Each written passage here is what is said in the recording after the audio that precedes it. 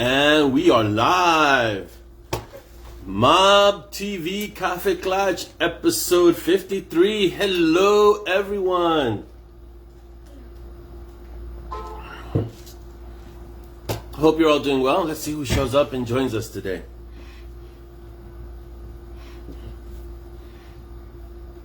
I want to see, make sure I can see it. I don't know who that is, but hello and welcome. Welcome. That looks like Jasmine. I can't. Yes, hi Jasmine. Hello Patricia. Hello Sharon. Good morning. Well, good morning. And you apply that to whatever time zone you're in. Hola Paige. Welcome. Craig El Dragon. Welcome. The pun wars are strong. Oh my God. Hope you're all doing well. Good afternoon, Sharon. Dan, all right. I got my Matthew McConaughey imitation going strong. Hello, Andrew, welcome. And we are live on YouTube. Thank you, CC2. Thank you. Villains always represented, Craig, for sure. One day I'm going to have to see if Matthew can join us and he can do it live. He can come on and break out the all right. Mob TV Cafe Clutch. Starting right now. Thanks, Jasmine. I hope you're all doing good. I'm feeling, update on how I'm feeling after my second jab. I'm feeling much better. I managed the gym once this week. Monday. And proceeded to feel like a 300-year-old man on Tuesday and a 500-year-old man on Wednesday.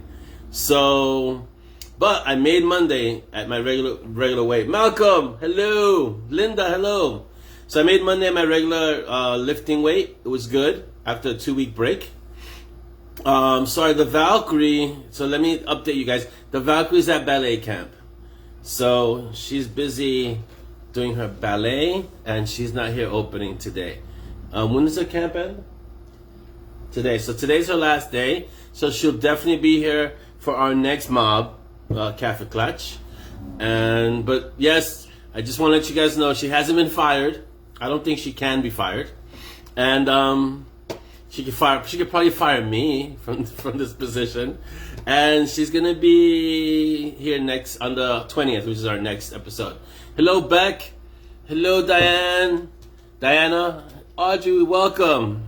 School will be starting for her at the end of the month. So she has a few Mob TV she can still do. But once school starts, she won't be able to be part of the Mob TV. So she won't be able to open. Maybe we can pre-record her openings and just have her, do them. It'll be, she misses not being here too. She's like, oh, I can't do my opening. Can't do my greetings. All right, let me see if I can get us on FB. There we go.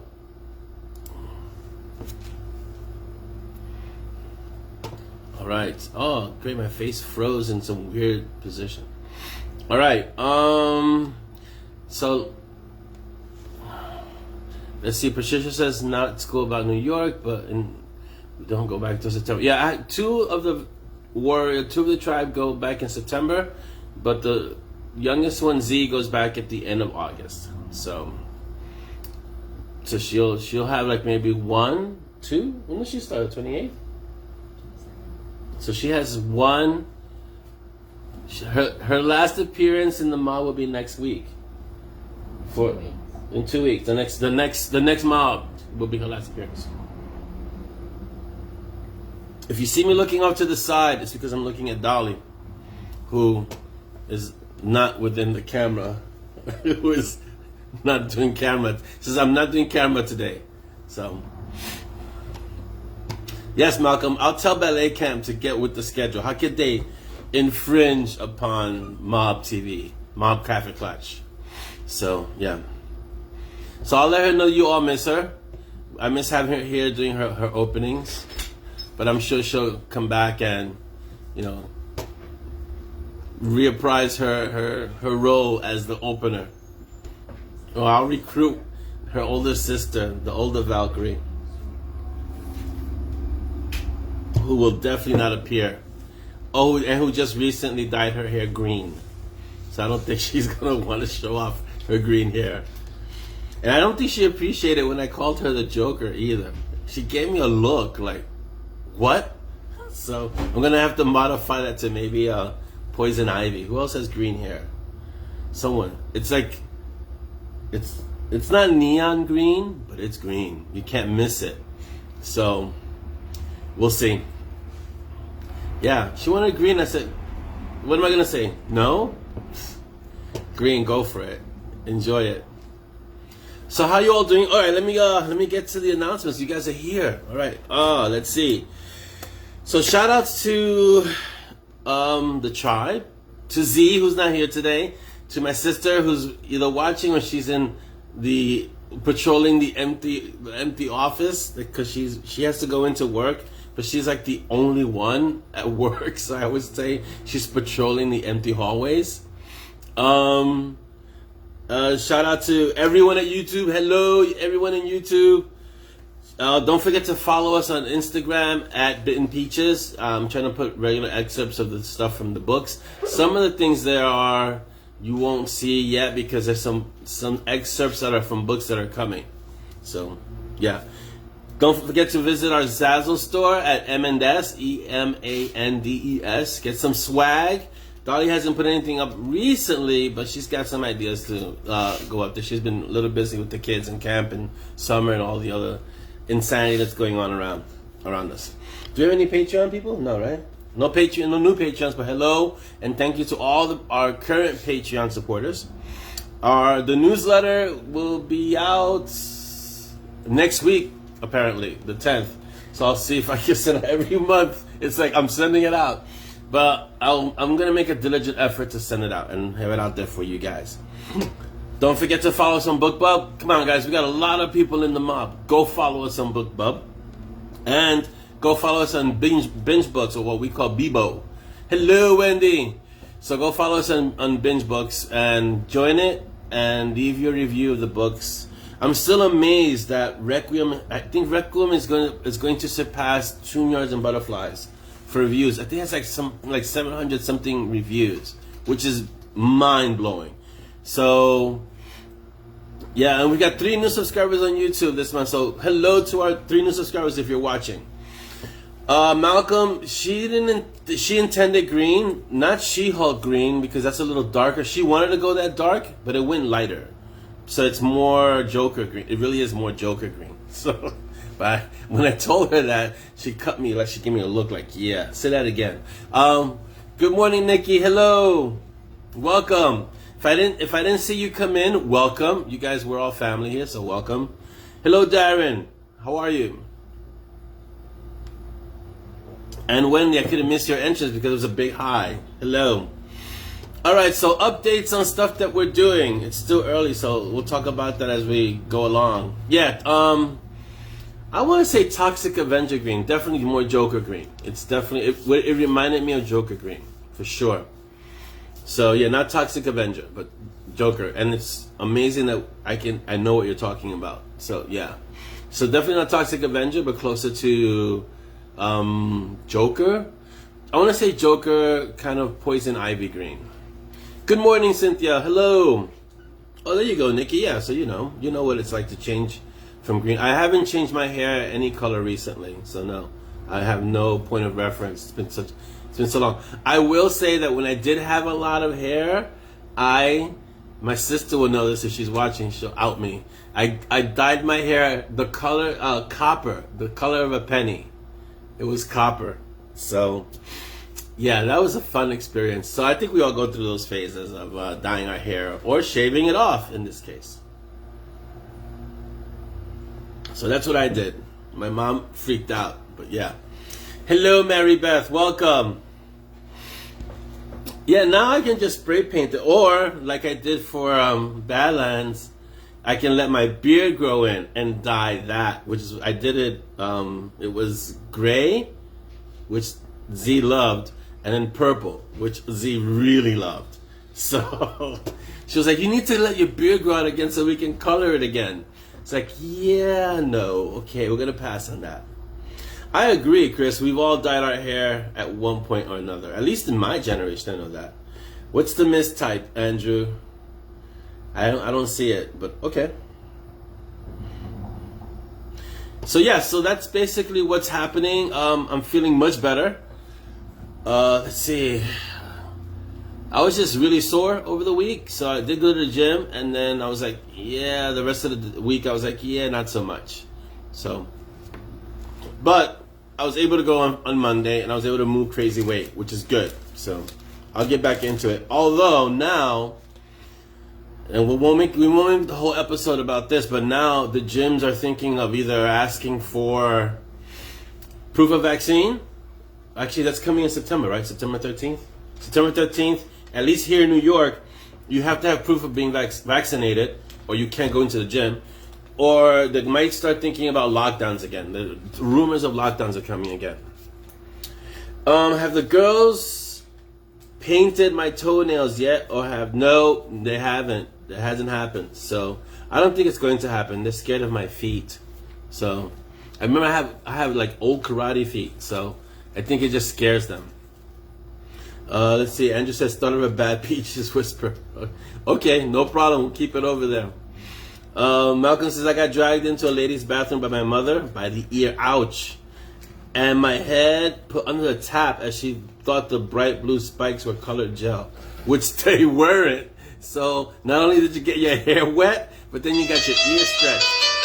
Okay. Wow. So hold on. We got a nice little interruption because I didn't do what I was supposed to do, which is... Sorry about that. Okay, so yeah. Oh wow, how nice. I'm just doing all kinds of crazy stuff today. Hold on, guys. I don't know, I pressed something and it went like that. Anyway, I'll look into it afterwards. So yeah, so I didn't move my phone, so I apologize. Our daughter got pissed off at us during high school and dyed her jet gothic black. Wow. Wow. Is she a blonde? Did she do like complete goth? Like went all the way to, oof, man. Cause it's hard to get blonde all the way to jet black. That's a lot of work. That's like going from black to bleached white. That really mistreats the hair. So yeah. Does New York have a vax passport? They're really talking about it. It hasn't really been into effect yet, but I think it's coming. Yeah, Linda says they're gonna have it as of September. Yeah, as of September, I think. Yeah. Masks are back in Missouri. Wow. Yeah, we have mask mandates in certain places. If you're a federal employee, you can't fool around. You have to get vaccinated. My sister was vaccinated, but she's a federal employee, so she's definitely vaccinated. And they had a big meeting about you've got to get vaccinated and you've got to wear your mask. And in the gym, they're not saying you need to wear a mask if you're fully vaccinated, but they're strongly suggesting it if you're fully vaccinated. So it's a combination of things. It's a combination of like get it, but also if you haven't gotten vaccinated, find a way to get vaccinated. So we'll see what happens, man. It's getting critical out there again. Wow, Andrew, she was blonde and went jet black. She was really upset at you. Let's see. Yeah, okay, so when I grew up a long time ago, eons ago, I think I was telling this to Dolly. First of all, I remember my mom having there was a scar that she had because she was an immigrant. So in order to come into the country, you had to be vaccinated. But then I remember every year at school, if you didn't have your shots, they didn't let you in school. It was like, you're not attending school. And my mom was like, we're not having it. You're going to school, you're getting your shots. And it wasn't even a conversation. It was like, go get it done. Boom. Yeah, she had that shot, that scar. I guess it was the polio scar. Yeah. And Chris, I remember the sugar cubes. Because when you got the shots, you got the cubes, and the cubes had one of the shots in them. So you had to, the sugar cubes were one of the vaccinations, if I remember correctly. Yeah, I'm sorry to hear that about Texas, that it refuses to require any government mandates. It's because this situation isn't just about you. It's about who you impact with your life, or who your presence in this case. So yeah, so hopefully you can make an option to get it. Again, this is my position on the vaccine.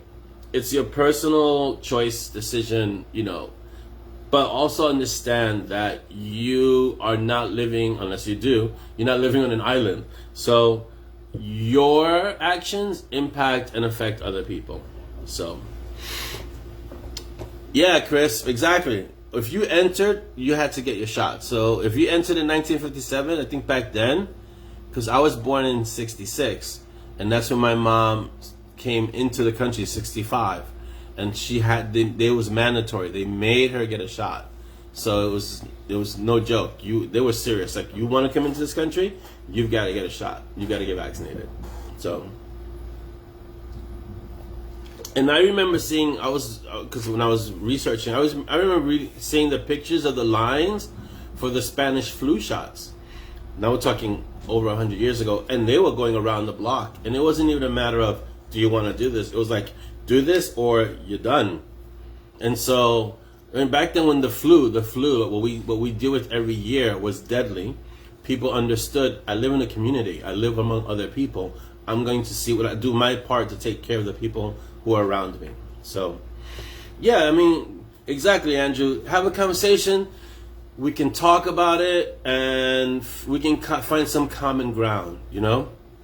Yeah, Spanish, see, yeah, like Chris, Spanish flu wiped out your dad's family. And back then, think about how far we've come, because in terms of technology, we advanced so much. And so the reluctance is really defeating. It's self-defeating.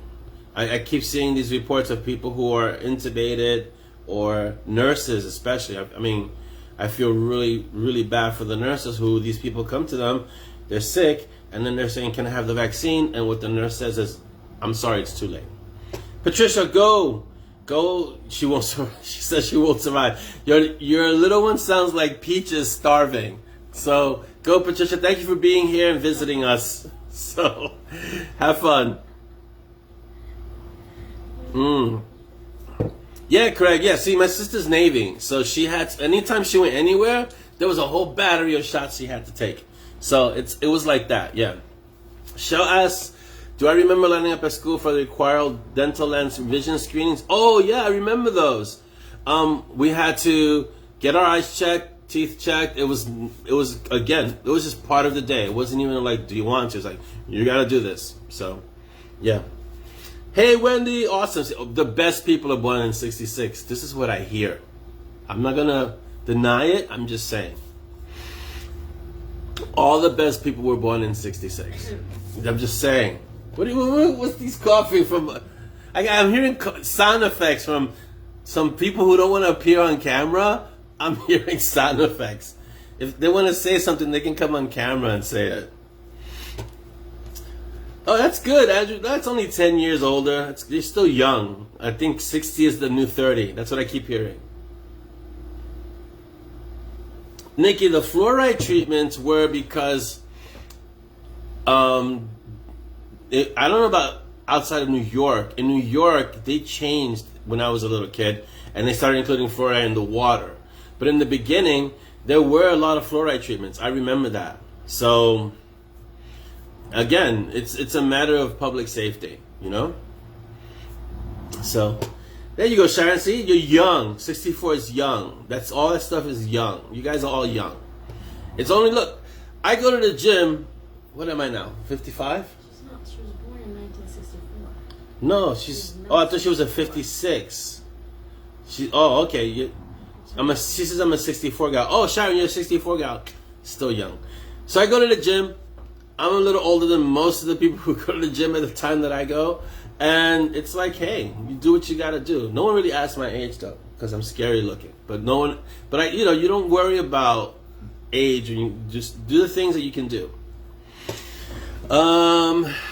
69 had the moon landing, and yeah, all right, Craig.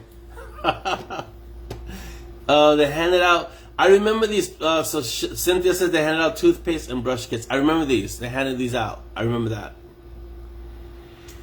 Why are you offended? 68 is still young. Yeah, whippersnappers here. Young whippersnappers. Yes, Andrew, I am. I was born in 66. So we'll be 50. I'm 54, I guess. And I will be 55. No one believes me. I know. I have really, really good genes. Next month. Thank you, Dolly. It's not a secret. It is not a secret. September of next month. I'll be 55. So, but I don't look 55. My sister looks younger than me. If you ever see pictures of us side by side, we look like little kids. Okay, it's an exaggeration. I won't say little kids, but we look a lot younger than our ages. Yeah, Mary, I remember the ads of the fluoride. And I was really, really young, but I remember those ads of when they started putting, it was like to make it easier for the city. They started putting fluoride in the water. See, I should write a thriller about what they do to, like someone poisons the reservoir and takes out a whole city. See, that would be a thriller. They threaten to poison a reservoir. Craig, I thought you'd have that under control. That if autocorrect is a spelling villain, it belongs to you. What do you hear a lot, Chris? That you look young for your age? I believe it, because you do look young. And that picture of you and Christine, wow. It was like looking at your face twice. It was amazing. 65 isn't that old, you know. Not anymore. So, yeah, you do look young, Chris. You do. 65 is considered, I guess, you know, you can, here's the thing. It all really depends on how well you take care of yourself, what kind of life you've led, and what your body's up to, because, again, how you treated your body determines a lot of what you can do at your older age. So at 65, I know people who are, like, just starting new businesses and new things and a new part of their life. So it all depends on how you've lived up to the first half of your life, how you determine the second half, or second, third, the last third, things like that, you know? Can't be the second third, be the third. Second third sounds like something Monty Python would say. 65 is the prime of life, for sure. I agree. Yeah, let's see, the 60s was definitely the best decade to be. Yeah, see, this is what I hear. I didn't get to experience the 60s, even though I was born in the 60s. But it was definitely one of the best decades to be born in, so I hear. Yeah. Yes, Malcolm. If you have a lot of aches and pains, your body remembers. And if you beat it up when you're, let's say, teens, 20s, 30s, it starts to remind you in your 40s and 50s. It starts letting you know, hey, you remember when you did this, and you twisted this, and you threw this out? Well, guess what? It's all coming back to remind you. So, all right, let's continue with our announcements. Requiem. A lot of you guys are asking for Requiem, the audiobook. End of September? Yes? End of September. End of September, beginning of October. Because Kevin had to move some stuff back in his schedule. And so he had a really booked, packed schedule. So the end of September and the beginning of October. Requiem should drop. If I forget, I'm sure Jeanette will remind us. Craig says, I was in the Navy. My body's more like an ancient ruin, crumbling and decayed, but still full of crap that will kill you. Yeah. The Navy is rough. My sister, because she was on the ships, she suffers from stuff in her legs because of standing on the plates, standing on the ships, which was steel. So she suffers from that. And she runs. Oh, and she doesn't have cartilage in her knees because she did over 20 years in the Navy. So there you go. So it takes its toll. Yeah. Wow. So your waiter said that last night he was 74 and like Taurus. No, because a lot of people. Here's the thing, and this is what I've heard. I don't know if it's true, but a lot of people after they retire, they don't last very long because it's a matter of losing their purpose in life. So you'll hear about a lot of senior citizens not just returning to work, but even volunteering because it makes them feel productive. So you should always have something to do, to look forward to. and that's part of staying young, you know. Shaw says mine thinks it's 89. Okay. A lot of it added by the military is JAGs. Okay. What are JAGs, Malcolm? Really, Wendy? So Wendy said she was probably wanted to be 18, so 55. Definitely bragging rights, Wendy. Awesome. Yeah, I agree, Chris. You have to have a purpose. It's important. And no matter, once you become an adult, I mean, even young, obviously, but a young, you're still kind of discovering yourself and finding yourself and who am I and what do I want to do and things like that. So, but after a while, you kind of have to have a purpose. And many times it reveals itself to you, and many times we don't want to admit what the purpose is. So, but it's there. If you look for it, you'll see it. It's there. So it depends on whether the purpose aligns with what you think your purpose is and what life is showing you your purpose is. Sometimes there's a disconnect between the two, and that's why you find people are kind of, frustrated. But once those two align, you have I don't want to get all Zen, but you'll have peace and harmony. So, Malcolm says JAGs. Oh, injections that you don't know what's in them. How fun. But I think they give them to you because you guys, at least in the military, first of all, in the military, they own you. You sign yourself over to them. 2, you get exposed to so much stuff that I think it's better you don't know what's in them sometimes, because you guys get exposed to a lot of stuff, and at least from what I understand in the Navy. And I guess in the Marine Corps too, Cynthia. So, yeah, Zen is my middle name, for sure. For sure. I agree with you, Chris. Same thing. JAGs, the airgun of doom. You need. Oh yeah, because it was like a compression thing. Got it, Craig. All right, so let's continue. I'm in the middle. Well, am I actually in the middle? I want to say I'm a little bit past the middle of divine intervention. Things are ramping up pretty quickly. So divine intervention the art should be coming out in a few weeks, and you guys can get ready to shred it. So. And then it actually comes out live. It goes live at the end of August, Divine Intervention. So, there you go. Then there's a secret project that I can't tell you because it's a secret. I can't tell you the name yet. But those are the art. Okay, so how was I explaining this to Dolly? Okay, there's a secret project that the art will be sworn to secrecy when they shred it. Is that the way I explained it to you? That's the way I explained it. And then there's another secret. There's a secret project that's still kind of in development. So no one really knows about that one. Even Dolly was like, "What the heck is that?" And I was like, "I just gave her the name, but it's really just in the idea phase." But that one, I can tell you, the secret project is gonna be really fun because it's funny, and the secret project is more thriller based. All right, so let's see what else. Let's see. The Frank adventure, not yet, Craig. That might be more brew and chew. We'll see. I can't see Frank carrying a whole adventure. Well, actually, he probably could carry a whole adventure, but I think it's more to. He's more part of an ensemble. Hey, Federica, welcome. Yes, you managed to catch us, and thank you. Yes, it was time. It was getting out of control, and there's more upkeep. If I have to trim or go to the barber, it's a lot of work. So shaving it is just quick. It's 1, 2, 3. So, Wendy says instant diabetes since you were 2. Wow, Wendy, that's a lot of injections. I'm glad you made it to 55. So there you go. Yeah. Oh yeah. So the pack knows about the secret project because they're the pack, but the secret project no one knows about yet because it's secret. Cindy, my grandfather-in-law turned 103 in May. Wow, that's awesome. Only moved into a nursing home a couple of years ago. His purpose now is to annoy the nursing. That's a good purpose. Yeah. So yes, welcome, Stacy. Yes, there's secrets wrapped in secrets, wrapped in enigmas, wrapped in mysteries. So for sure. Frank is like Gabby Hayes with Ray Rogers. Yeah, and I'm old enough to get that reference. That's just scary. Have I done the skull hard wax treatment yet? No. Is that a real treatment? Because it sounds painful. So no, thank you. Shell says my new lab pit bear is he's a rescue. That's awesome. Very interested in this chat. So what is the lab? Oh, Bear. Hello, Bear. Good boy, Bear. Wrapped in puns. Yes. Jasmine, even Dolly doesn't know the secret. She saw an excerpt.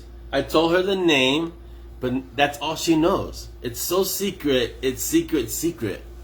And yes, Stacy, wrapped in puns. Andrew says, "Can I bite the secret?" No, he has to finish his work. That's definitely a Peaches moment. Paige says, "I have top secret government clearance. Honest, I can be trusted." I know you can be trusted. My sister has insane clearance. I won't even tell her. So there you go. YouTube it and laugh for days. Yeah, okay, I will. I definitely will. That just sounds painful. Skull hard wax treatment. I'm gonna pass on that. I use something called the skull shaver though, which is this really cool. I used to use a razor blade. Yes, I live dangerously. But I figured, let's find something that's not so drastic. And so it's this thing called the skull shaver. It's really good and it's really fast.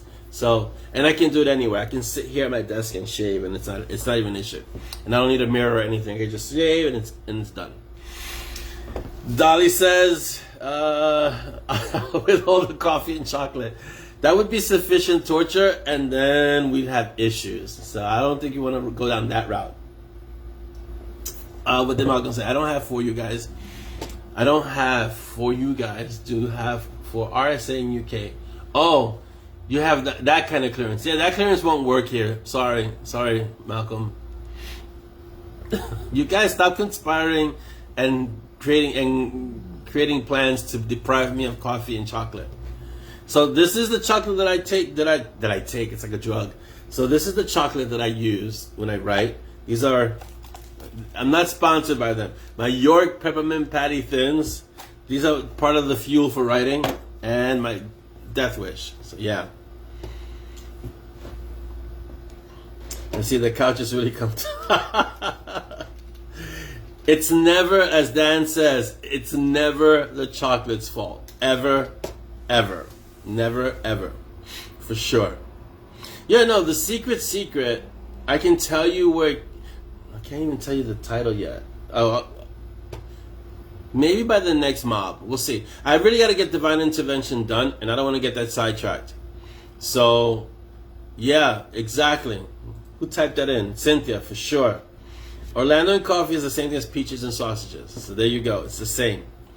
But I really want to get Divine Intervention done because I don't like to get sidetracked because it's near the end of the book, and so that means I have to kind of really focus. So the Secret Project, which you guys will love because it's really funny and it's fun. You already met the characters, so that should give you a little bit of a hint. The Secret Project I'll get to once Divine Intervention is done, and then I can have a little bit of free time. I have a little bit of lag while you guys are doing the art and the book is in edits that I can do that. Hello, Kimbra, welcome. Great to see you. Thanks for coming. So I have a little bit of a window there, and I'll really focus on the Secret Project. I can't tell you the name yet. But the Secret Project is a real departure from Monty and Strong and pretty much anything else that I've written except for maybe Gideon Shepherd, and it's darker than that. So I really want to kind of treat this more.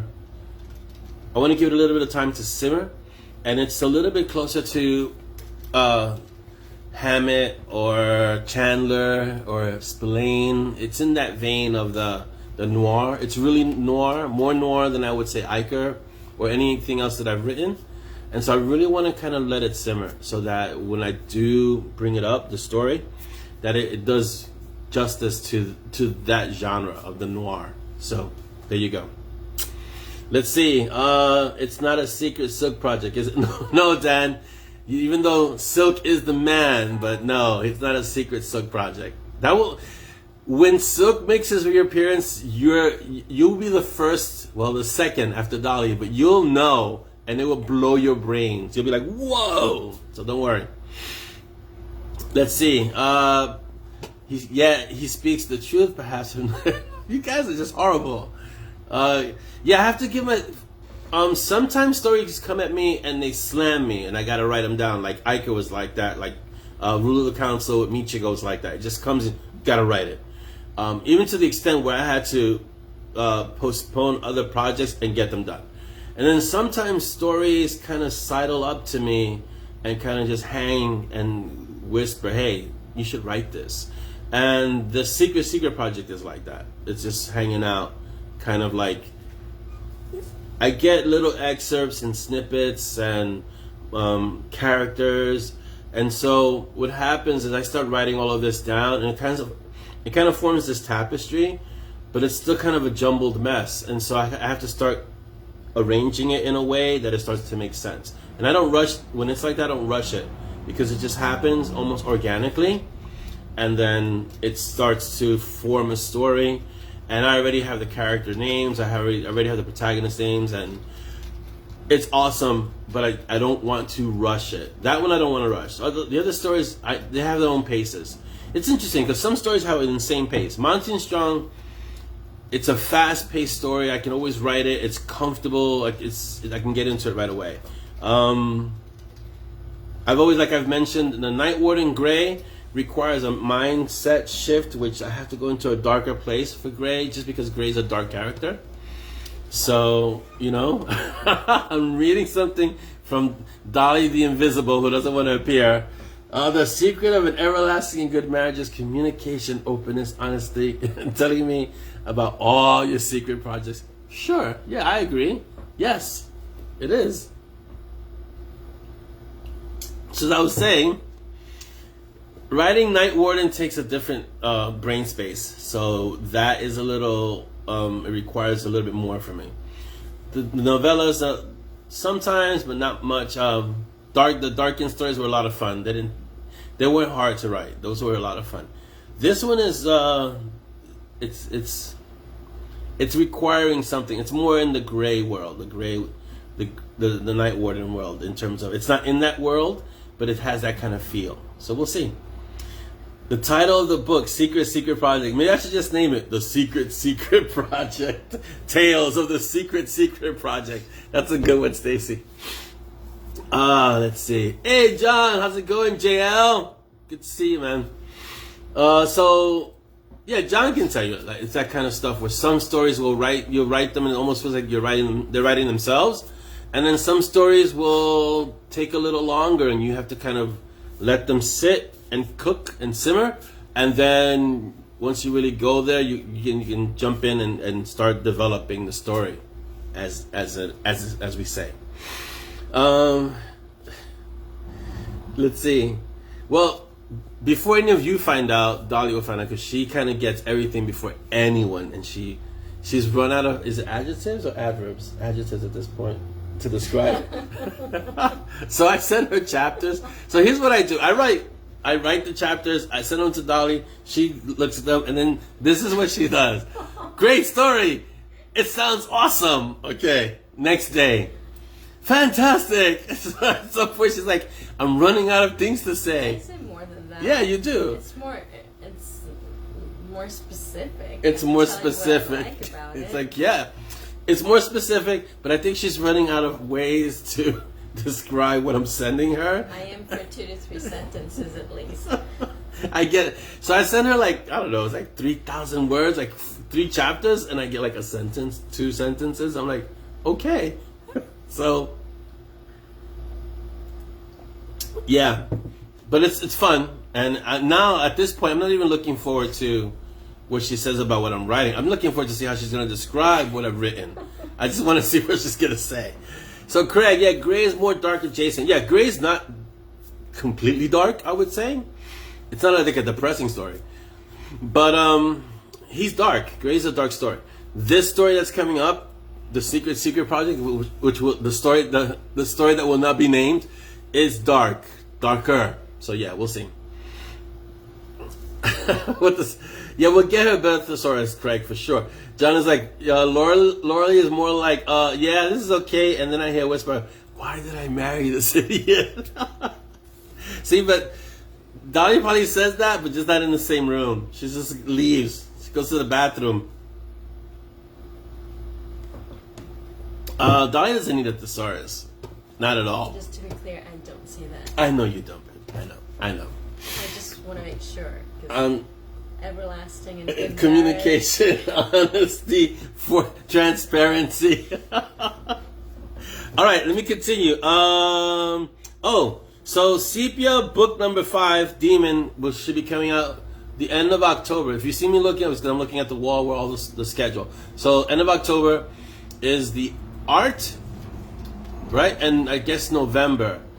I don't know what's going on with flight this year, travel, in terms of 20 books to 50K. If we're heading back into lockdowns, I don't know. We'll see what happens. Even Vegas, I checked. Vegas is heading back into lockdowns. So I don't know what's going on with the whole COVID thing. So we'll see. I'll keep you guys posted and see if I'm going to go to Vegas or not. As of right now, I am going to Vegas.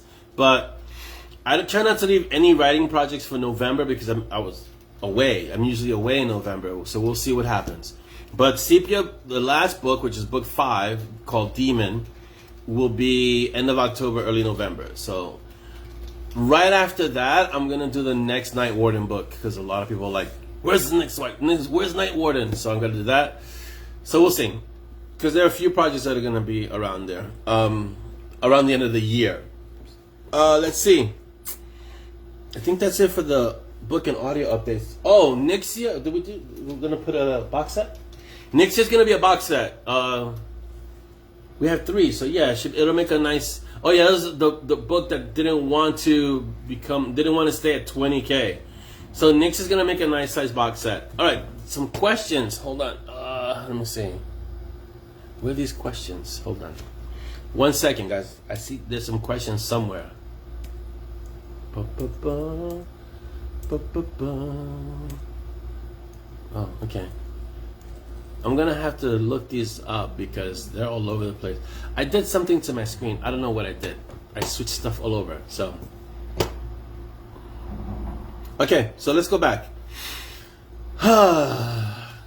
Message me some adjectives, adverbs, similes, metaphors. Wow. Jeez. Oh, Secret Agent Man. You know, I grew up watching Secret Agent Man, and I mean, I think it was syndicated because I'm not that old. But it also reminds me of that other, The Prisoner, that show with the big white ball that would bounce after the guy, and he was trapped on this island. He was like number 47 or something like that, and it was called The Prisoner. He couldn't escape. I used to watch that show with my dad. Let me see. So someone's sending me a message. Hold on. Oh, okay. TJ, I'm gonna have to answer that later. Is that okay? So because I'm in the middle of the show. I'll answer that later. Okay? Awesome. Okay. So, yeah, The Prisoner. I used to watch a lot of BBC and a lot of PBS and a lot of different... sorry for that little interruption, guys. Just looking at something someone sent me. Number 6. There you go. Thank you, Dan. So, The Prisoner was a really strange show. Yeah. So... But I used to watch that I distinctly remember watching that with my dad, The Prisoner. And so that show always kind of has a special memory for me. But a lot of BBC, I used to watch a lot of Patrick, I don't know if it's Patrick McGugan, but I know it's Patrick something. And I used to watch that channel, I used to watch that, and of course Monty Python. And I used to watch the Benny Hill Show. And I wasn't supposed to watch the Benny Hill Show, but I would sneak the Benny Hill Show in. And I still hear the theme song of the Benny Hill Show. So, yeah. The Big Bubble thing was freaky, Paige. It used to scare me. It was up there with, I don't know if you guys remember Chiller Theater. It was the hand that had 6 fingers that would come out. And then it would eat each of the letters. It would eat the C and then the H. But it had 6 fingers. And I remember because I counted the fingers, and it creeped me out. I used to watch that with my dad too. My dad had some questionable viewing rules, because I was little. So yeah, Patrick McGoohan. Okay, yeah, he was pretty awesome as prisoner number 6 or resident number 6, and the whole thing was he was trying to get out of that place and he never could. Oh, Portimão is the village. Yes, I know it was a real village because I remember researching it, and they had actually done it at a real place. They didn't build a set. It was a real village. Chiller, yes. So this hand Chiller was it was like this real creepy Twilight show, right? Like it was a Twilight Zone show. But it was a grave scene, a tombstone, and then this arm would come out and it would eat the letters. It had a mouth or something. and it would eat the C and then the H. By the time I saw the hand coming out, I was trying to run out of the room, and my dad was like, "No, you're gonna watch this." I was like, "Ah!" So I think I'm traumatized from things like that. So, yeah.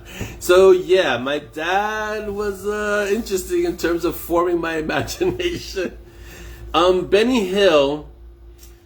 What I liked about Benny Hill, and I used to do it to my brother and sister, was the slapping in the back of the head. I don't know if you guys remember what he would do to the old guy, the old character. He would constantly slap him in the back of the head. And I started adopting that with my sister and my brother until my mom got involved. And then that kind of stopped right away.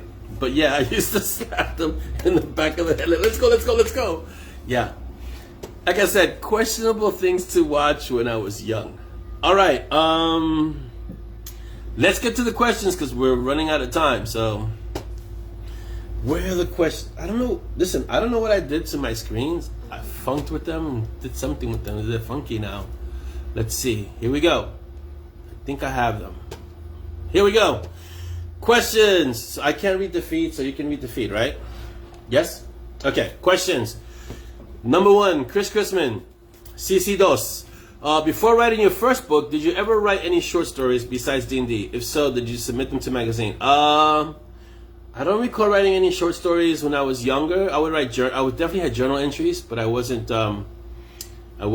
really prolific in short stories. I would have D&D stories, obviously, but those are campaigns. But I didn't write any short stories. And no, back then that would be the only way to get them published is to submit them to a magazine. But it never even occurred to me to write a short story to that degree and then submit it to a magazine. Never. So no. Love the new logo. Yes, the new logo was done by the same people who do the covers to Monty and Strong, Deranged Doctor Design. I gave them the ideas. If you look at it, it looks a little bit magic-y, eldritch kind of stuff. Of course, there's coffee. Of course, there's a book. And then it's the Mob Cafe Clutch. So I hope you guys like the new logo because that is the new logo for the Cafe Clutch. Because I got tired of trying to put things up there. And I said, well, you know what? We need a logo. There was no logo anywhere that described the Mob TV Cafe Clutch. So now we have the Mob Cafe Clutch logo. I'm going to send it to Dolly so she could put it on some shirts too. Because I think it would look great on a shirt. You know the logo? I think it would look nice on a shirt. Or in a mug, or anywhere else where she wants to put it, because she can put all that swag everywhere. Chrisman 2 also asks, if you could sit down and talk one-on-one with any person from history, who would it be and why? Wow, so many people. I don't think it could just be one person. I mean, there's so many subjects, and the spectrum is so large in terms of that. Like if I could sit down and talk with one person, because there's so many disciplines and areas that I'd want to speak to and find out why. So I'm going to leave that for further rumination and thought, and I'll get back to you on that one because this is a long list. Like I'd like to speak to world leaders, authors, musicians, painters, singers, martial artists. There's just so many. It's so broad. It couldn't be just one person. Mary Beth Wright. So I'll get back to you though. Definitely, Chris. I'll give you a thought. Mary Beth Wright asks, did you ever have anything published prior to self-publishing? I attempted to, and I have some great rejection letters. But no, prior to self-publishing, I didn't have anything published. I wrote a few things that only Dolly has ever read. And those I don't think will ever develop into a story.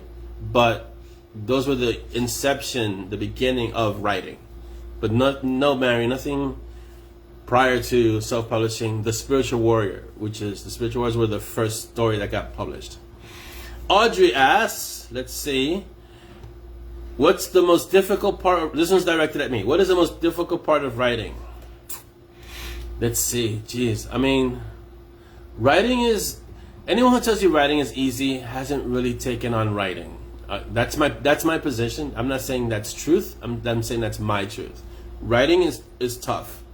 The hardest part of writing is getting what's in here to wherever you want it to go, whether it's the computer or a notebook or whatever, without changing it too much. Because sometimes you have these great ideas, and then when you go to express them, they don't sound anything like what you were thinking. So the hardest part is conveying the story as intact as possible to whatever medium you want to, share it with the world. So for me, that's the hardest part of writing. Making sure that you can maintain the integrity of your ideas from inception to execution.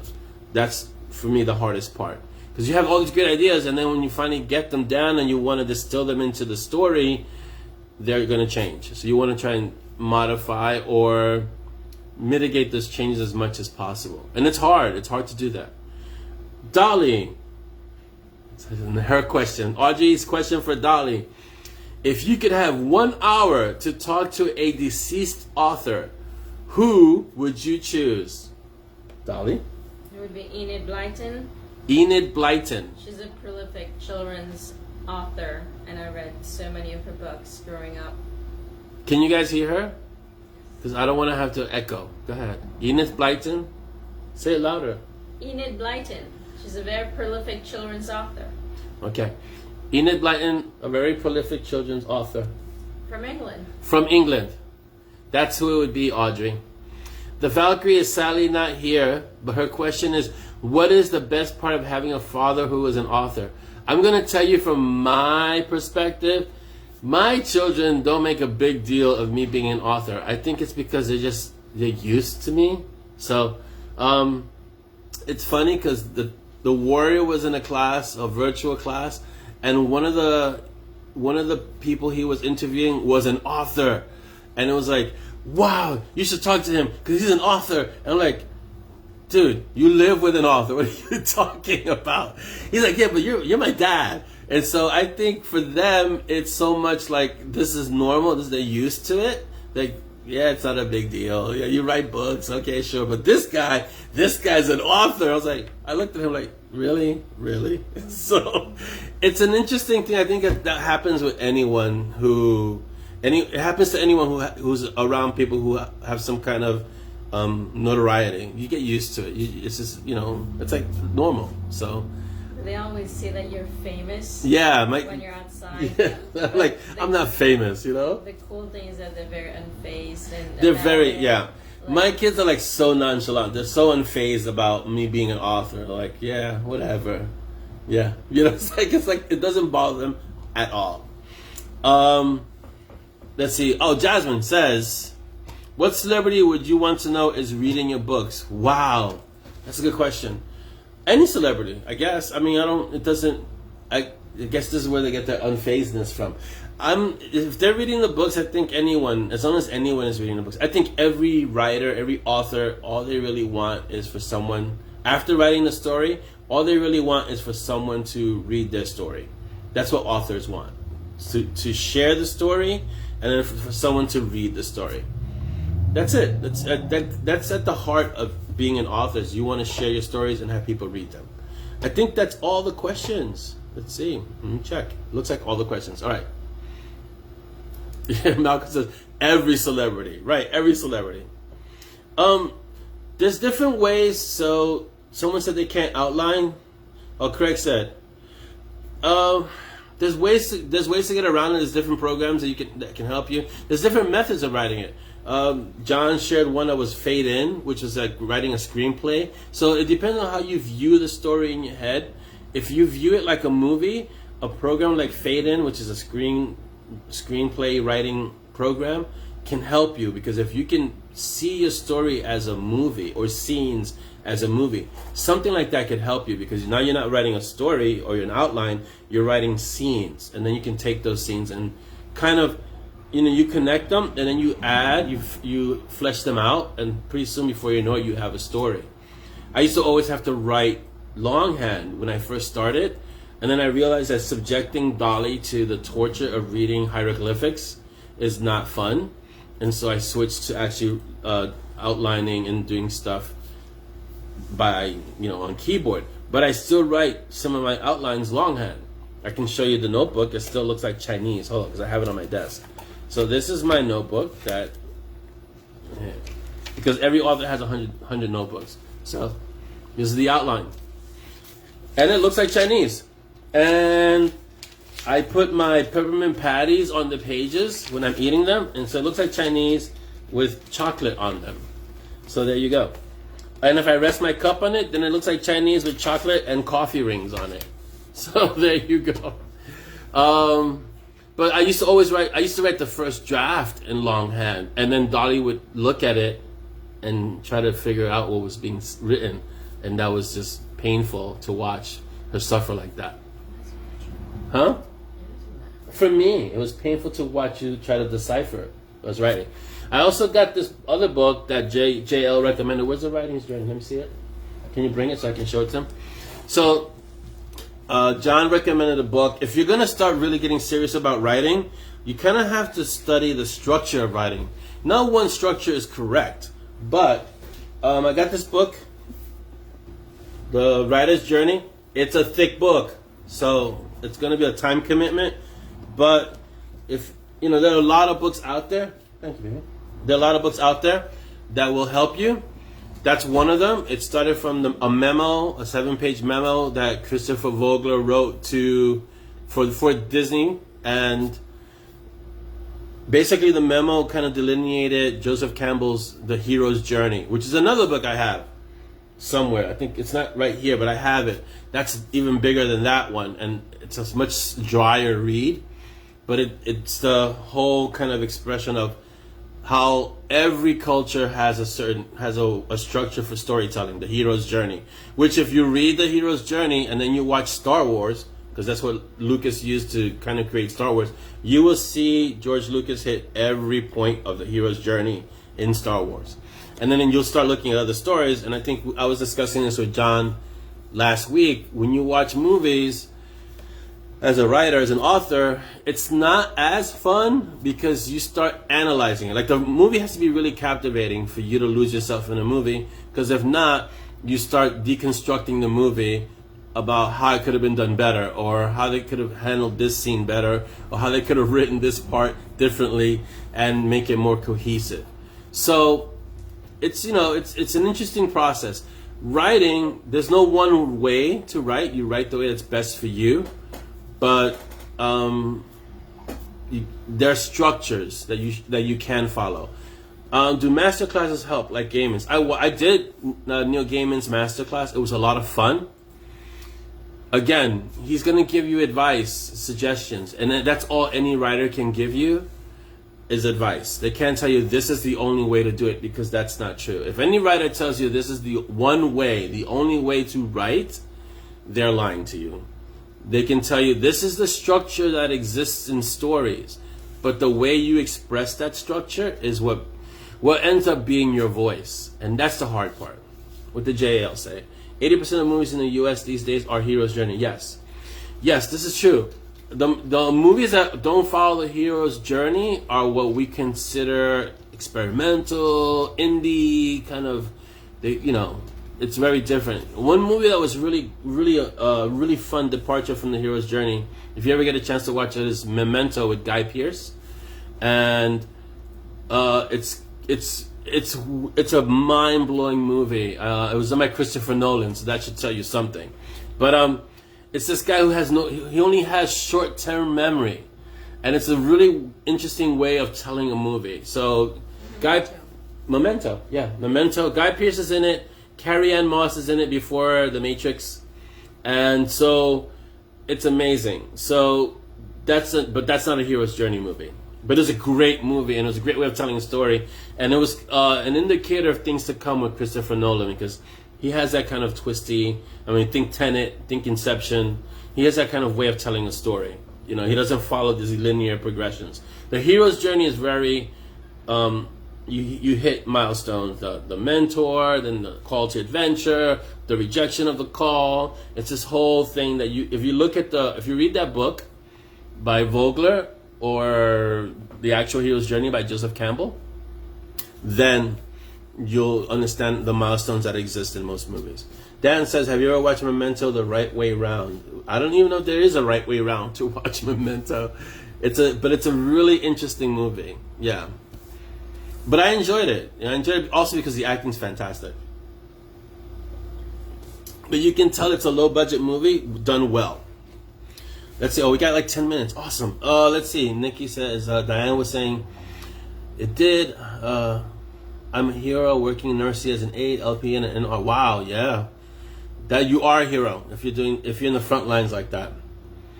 So when I started as an aide, no equipment or help, body gave out, love the, yeah, because it takes its toll. I mean, you especially that profession, the profession of nurse, you're on your feet all the time, but you're not just on your feet. You're on your feet, moving patients, carrying weight. It's like back and forth. You're not just in one place. So my hat's off, and a huge shout out to all the nurses out there. JL, take care. Thank you for dropping by, John. It's awesome to see you, man. I hope the writing's going well, and everything with Reader Links is progressing well too. Dan says the Easter egg on the DVD is the film in chronological order as opposed to how you initially watch it. Oh wow! So I have to find that. I'm sure I can find that online. The Easter egg to Memento. It's an interesting movie. It's a really interesting movie. If you haven't seen it, you should take a moment. I don't think the kids would watch Memento though, right? I don't remember if it was. It wasn't appropriate for the little ones, but yeah. I checked it out for movie night. Yeah, I think it's a little too. It's violent, right? Mm-hmm. Yeah, it's violent. It's not for little ones, but you guys can definitely watch it. Greg says any profession that becomes a grind, whether you love it or not, will burn you out. Yes, because your body can only take so much, and then after your body, your mind can only take so much. So if it becomes a grind, sooner or later, you will have to step away from it. That's just the nature of whatever profession it is. So. This is why you see people in these kind of professions, after a while, it's like, I'm done. I'm burned out. I can't do this anymore. And they may love it and love what it represents and love the cause and what it stands for. But after a while, physically and mentally, you're done. You just can't, deal with it anymore. You have to step away and do something else. And usually it's something that's like diametrically opposed to whatever they were doing, or something that's kind of related, but not the same. And that makes any sense. So like you'll see a nurse go into a different profession that still takes care of people, but not as directly as really frontline being with patients. So it's things like that. Or they'll become a painter or something. Like they have to go like completely in a completely different area or arena to deal with the stress that profession caused in their lives. So it's like that. I mean, it's the same thing with the military if you think about it. If you've seen action, the last thing you want to do. They say that, here's the saying, no one strives for peace more than a person who's been to war. And there's a reason for that, because everybody knows, who's been there, knows that war is hell. And so a person who's been there wants to not be there ever again, So there you go. Let's see. Malcolm says, and our current frontliners are there now. I expect a lot of backlash. Yeah. So what's happening now, I just heard a report. There are nurses being offered 4 times their annual salary to work at other hospitals because of the nurse shortage in some of the states in this country.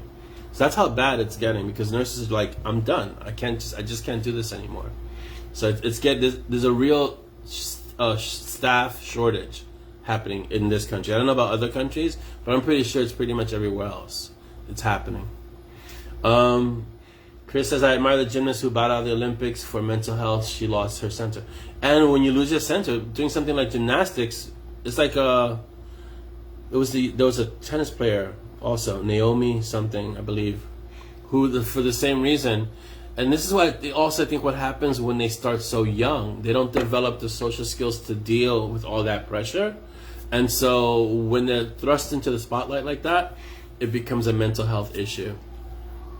Malcolm says, I cannot be in the IT field now. Right. I mean, after a while, you're like, I'm done. I can't do it. I don't want to do anything. I don't want to have to do anything with IT at this point. Craig says, my mom went from working as a cancer lab tech to a medical tech at a dairy processing plant. Right. So related, but not the same, because it's still part of who you are, but you can't just do the same exact thing. And so that's what happens. You just have to kind of adjust your life. And then it's really taking care of your mental health too. If you're doing something that you dread doing every day, you want to start evaluating, why am I doing this? For some people, you have the option to step away, but some people don't. And so it really takes its toll. So it's something to really think about. All right, let's continue, because I have a few more things in the miscellaneous area.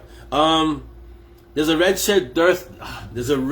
Say that 10 times fast. There's a red shirt death in progress. So Kathy Jarman, who's our red shirt winner, is is going to be our next victim in divine intervention. Vaccines is my note here. So if you haven't gotten them, my suggestion, get them. This Delta variant is not fooling around. Go get it, please. Get your vaccines and do what you can do. Okay? And stay healthy. Mary Beth. Oh, there's more. Okay, hold on. I'm going to interrupt the notes to read the feed.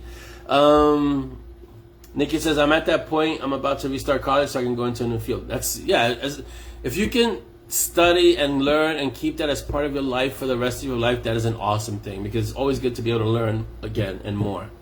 Paige says, Simone Biles lost her literal center, unable to maintain her spatial awareness while flipping and spinning. Right. So that's integral to a gymnast. If you can't keep your center, not just your mental one, but your literal one, you cannot do gymnastics. You can barely walk properly, much less tumble, flip, roll, do all of that stuff. So, yeah, she made the right call in stepping away, because at that point, all she was looking at is a potential injury. So, Sharon says, I worked 23 years in banking. I am now working as a science technician in a school. All right, it's completely different from banking, yet kind of related when you think about it. Who's this? Oh, hi, Mary Lane. Welcome. You came at the tail end, but you're here, and that's awesome. Mary Beth asked, if you couldn't be a writer, what do you think you would do? I'd be doing what I did before. I had a dojo. I worked as a graphic designer. I did a lot of things before writing. So yes, I'm multifaceted.